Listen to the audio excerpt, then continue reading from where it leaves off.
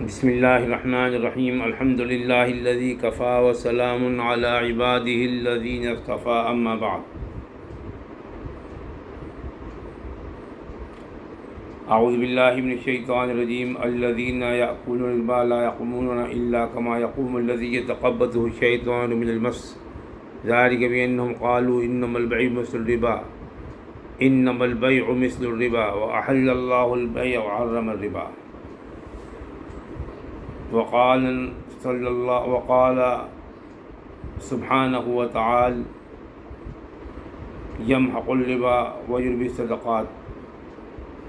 صدق اللہ المولانا العلی العظیم۔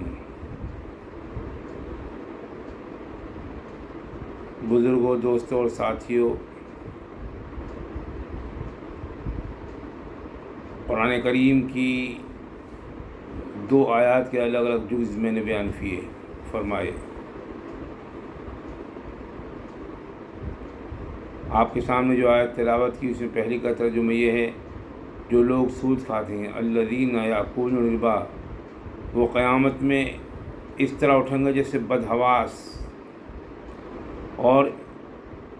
ایسا اس لیے کہ انہوں نے کہا انما البیع مثل الربا، کہ خرید و فروخت سوداگری وہ سود کے ہی مانند ہے۔ اللہ تعالی نے بیان فرمایا احل اللہ البیع وحرم الربا، تجارت کو اللہ تعالی نے حلال قرار دیا اور سود کو حرام۔ اور دوسری آیت کا جز جو میں نے آپ کے سامنے تلاوت کی، اس کا مفہوم ترجمے کے ساتھ یہ ہے، یمحق اللہ الربا ویربی الصدقات، اللہ تعالی سود کو کمزور کرتا ہے، ہلاک کرتا ہے، ویربی الصدقات، صدقات اور خیرات کو بڑھاتا ہے۔ صدق اللہ المولانا العلی العظیم۔ آج میں آپ کے پاس ایک اہم مسئلہ سود کے بارے میں کچھ باتیں عرض کرنے حاضر ہوا ہوں۔ اس دور کے اندر یہ ایک بہت خطرناک ٹرینڈ چل رہا ہے کہ لوگ سود کو سود نہیں سمجھ رہے۔ میں کچھ تفصیلات آپ کو بتاؤں گا۔ سود میں اور سوداگری میں بہت فرق ہے۔ تجارت کے اندر جنس کا تبادلہ جنس سے نہیں ہوتا۔ آدمی پیسے دیتا ہے، مثلاً کپڑا دیا، 1 درہم کا کپڑا آیا اور اس کو 5 درہم کے اندر بھیج دیا، 2 درہم کے اندر بیچ دیا، تو کپڑا الگ جنس ہے اور پیسہ درہم روپیہ الگ جنس ہے۔ الگ جنس کا تبادلہ الگ جنس کے ساتھ زیادتی سے ہوتا ہے تو وہ جائز ہے۔ تجارت میں یہی ہوتا ہے۔ لیکن تجارت میں بھی میں کہوں گا ایک معتد بھی نفع لینا چاہیے، یہ نہیں کہ 1 روپے کی چیز جو ہے 20 روپے بیچ دی۔ اور سود میں جنس کا تبادلہ جنس سے ہو رہا ہے، مطلب 1 روپیہ دے کر یا 1 درہم دے کر ہم 10 درہم لیں تو یہ حرام ہے۔ اللہ تعالیٰ سود کو مٹاتا ہے اور صدقات خیرات کو بڑھاتا ہے۔ یمحق اللہ الربا ویربی الصدقات کا مطلب کیا ہے کہ سود کے ذریعے سے آدمی کتنا ہی مالدار ہو جائے لیکن نتیجہ اس کا افلاس پر ہوتا ہے، غربت پر ہوتا ہے، سکون نہیں حاصل ہوتا۔ جب سود کی حرمت کا اعلان ہوا تو نبی اکرم صلی اللہ علیہ وسلم نے سب سے پہلے اپنے چچا حضرت عباس رضی اللہ تعالیٰ عنہ کے سود کو تمام جتنا بھی سب کو معاف فرما دیا، اور تمام صحابہ کرام نے جنہوں نے ایمان کی دولت سے اللہ نے نوازا، نبی اکرم صلی اللہ علیہ وسلم کو فیض انہوں نے حاصل کیا، انہوں نے بھی سب سود کو معاف فرما دیا، اور اللہ تعالیٰ نے سود کی حرمت کو قرآن پاک میں بیان فرما دیا۔ قیامت تک کے لیے سود لینا اور دینا حرام ہے۔ نئی شکلیں ہم اس کی نکال لیں تو اس سے کوئی فائدہ نہیں ہے، وہ سب سود کے حکم میں آتی ہے۔ سود پر پیسہ دینا بڑا خطرناک عمل ہے۔ جیسے میں نے کہا یمحق اللہ الربا ویربی الصدقات، مٹا دیتا ہے سود کو، یعنی اس کے ذریعے سے انسان کتنا ہی پیسہ کما لے، کتنا ہی دولت مند ہو جائے، لیکن اس سے قلبی سکون، چین نہیں ہوتا اور برکت نہیں ہوتی، اور نتیجہ اس کا افلاس پر، غربت پر ختم ہوتا ہے۔ وہ غریب ہی رہتا ہے۔ لہذا سود سے بچنا چاہیے۔ یہاں میں چند باتیں آپ کو بتاؤں، آپ سب جانتے ہیں، اس میں بڑے بڑے علماء کرام کی کتابیں لکھی ہوئی ہیں، خاص طور پر اس پر حضرت مولانا سید ابو الاعلیٰ مودودی رحمۃ اللہ علیہ کتاب سود جو ہے، ہمارے تمام اکابرین نے اس سے استفادہ کیا ہے، اس کے پڑھنے کا مشورہ دیا ہے، اس لیے میں بھی اس کا مشورہ دے رہا ہوں کہ اس کو پڑھیے، اس کے اندر حقیقت کو بیان فرمایا ہے سود کی، اور ہمارے اکابرین کی زندگی۔ یہ آیات جو میں نے پیش کی تیسرے پارے میں، یہ آیات ہیں، ان کی تفسیرات پڑھیے۔ اور عوام الناس کے لیے میں کہوں گا کہ معارف القرآن جو حضرت مولانا شفیع صاحب رحمۃ اللہ علیہ، اللہ ان کے درجات بلند فرمائے، ان کی تفسیر ہے، اس کو علماء کے مشورے سے اس میں دیکھیے کیا کیا اللہ تبارک تعالی نے لکھا ہے اور کیا فرمایا ہے مفسرین نے اس کے ضمن میں، آیات مبارکہ کی تفسیر میں، احادیث مبارکہ کی روشنی میں۔ تو سود لینا بھی حرام، سود دینا بھی حرام۔ اب بہت سے لوگوں نے پوچھا کہ بھئی ہم سیونگ اکاؤنٹ ہمارا ہوتا ہے، اس پر ہم گورنمنٹ یا بینک کا جو نظام ہے وہ 2 مرتبہ سود لگتا ہے، غالباً فروری میں لگتا ہے، جولائی میں لگتا ہے، جب بھی لگتا ہے، اور 2% یا 3% جو بھی بینکوں کا الگ الگ نظام ہو، وہ جو ہمارا سیونگ اکاؤنٹ ہے اس میں جو ہماری رقم ہے اس پر لگتا ہے، اس کا کیا حکم ہے سب جانتے ہیں۔ تو بینک میں یا ڈاکخانے میں یا جہاں بھی ہمارے پاس بغیر ہماری خواہش کے سود لگ رہا ہو، سود کے حکم میں ہے، کیونکہ ہمارا پیسہ ہے بینک میں، اور بینک بھی پیسہ ہمیں بڑھا کر دے رہا ہے، تو جنس کا تبادلہ جنس سے ہو رہا ہے، اس لیے وہ سود کے حکم کے اندر آتا ہے۔ بہت سے لوگ اسے سود نہ سمجھیں، سود کے حکم میں نہ لیں، سخت غلطی ہے، قرآن پاک کی آیات کے خلاف ہے۔ اس کا حکم یہ ہے کہ ہم بینک میں نہ چھوڑیں، اپنا حساب رکھیں، انٹری کرائیں، انٹری میں دیکھیں کتنا سود ہوا، اور اس کی رقم کو بلا ثواب کی نیت کے کسی بھی غریب کو، محتاج کو، مسکین کو، بیوہ کو ہم دے دیں، بینک پر نہیں چھوڑنا ہے ہمیں اسے، لیکن اپنے اوپر بھی استعمال نہیں کرنا ہے۔ سود کا استعمال کرنے کے دائرے کے اندر ہم لوگ آ جائیں گے، جس وقت گناہ کبیرہ ہے۔ قرآن پاک میں اللہ کی کلام کی مخالفت ہے، رسول اللہ صلی اللہ علیہ وسلم کی احادیث مبارکہ، آپ کے عمل، آپ کی سیرت طیبہ، صحابہ کرام کی سیرت طیبہ کی مخالفت ہے۔ اب بعض حضرات نے ہم سے یہی پوچھا، اس لیے ہم نے مناسب سمجھا کہ یہ بھی بتا دیں کہ بہت سے لوگوں کا اکاؤنٹ میں اندر جو سیونگ اکاؤنٹ ہے اس میں لاکھوں لاکھوں روپیہ ہوتا ہے، اور سود بھی ہزاروں اور لاکھوں میں بن جاتا ہے۔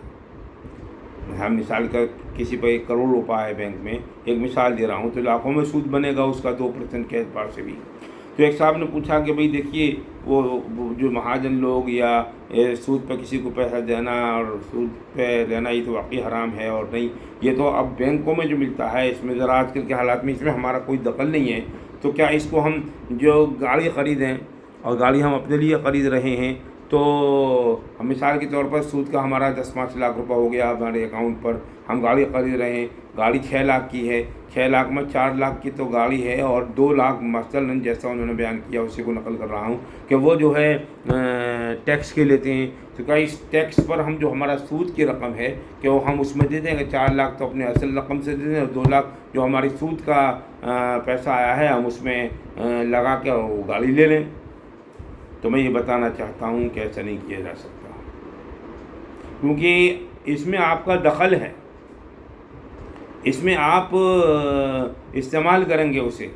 لہذا سود کی رقم کو جو آپ کے بینک اکاؤنٹ میں ہے اس کو گاڑی میں جو وہ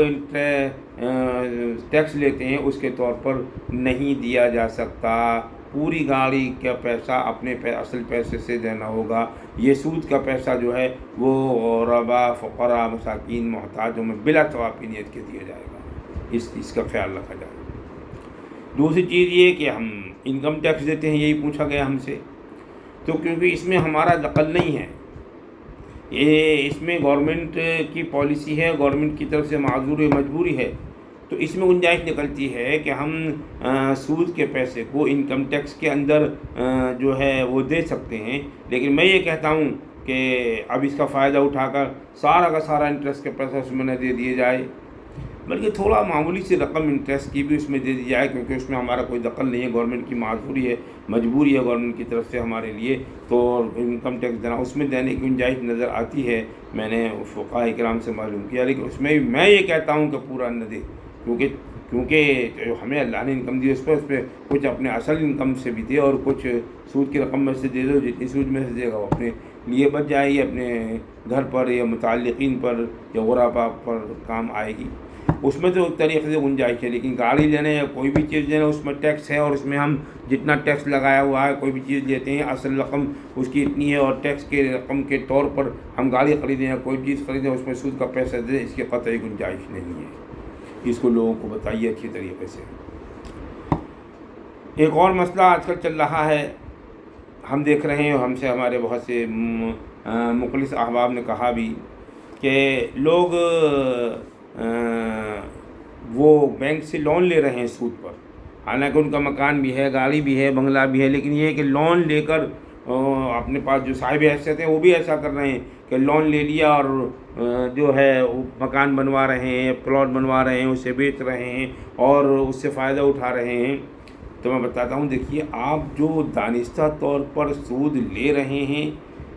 اور سودی کاروبار کر رہے ہیں، ایک طریقے سے آپ یہ لون لے کر مکان بنا رہے ہیں، دکان بنا رہے ہیں، اور اس کو آپ پھر کرائے پر اٹھائیں گے یا بیچیں گے، اس سے فائدہ اٹھائیں گے،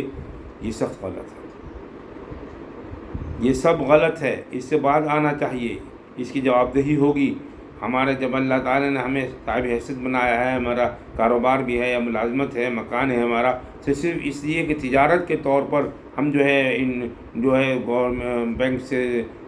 لون کرائیں اور اچھا خاصا کروڑ 2 کروڑ کا، اور اس میں انٹرسٹ بھی اس کی قسطیں بنوائیں، اور ہم پلاٹ بنوائیں یا پلاٹنگ کریں یا مکان بنوائیں یا دکان بنائیں، ان کو بیچیں، تو ایک طریقے سے ہم سودی کاروباری کر رہے ہیں، سود پہ ہم گورنمنٹ سے پیسہ لے رہے ہیں، بینک سے پیسہ لے رہے ہیں، اور اس میں اپنی اشتہا کو، اپنی خواہش کو دخل ہے۔ اللہ تعالیٰ نے جس حیثیت میں رکھا ہو ہم اس سے بعد آئیں، اس میں رکھیں، اور انٹرسٹ پر پیسہ لینے سے، لون لینے سے، اور پھر اس میں کاروبار کرنے سے، مکان یا پلاٹنگ کر کے یا دکان بیچنے سے بعد آئیں، یہ سود کے حکم کے اندر آئے گا۔ اس چیز کو اچھی طریقے سے سمجھ لینا چاہیے۔ تو یہ میں نے بہت مختصر سی وضاحت کی ہے، اور بھی جو صورتحال ہوں آپ مجھ سے بھی معلوم کر سکتے ہیں، اپنے نزدیک علماء سے معلوم کر سکتے ہیں۔ سود، بہرحال سود کا انجام جو ہے، سود کا پیسہ کتنا ہی زیادہ آ جائے، سودی کاروبار کتنا ہی مالدار ہو جائے، لیکن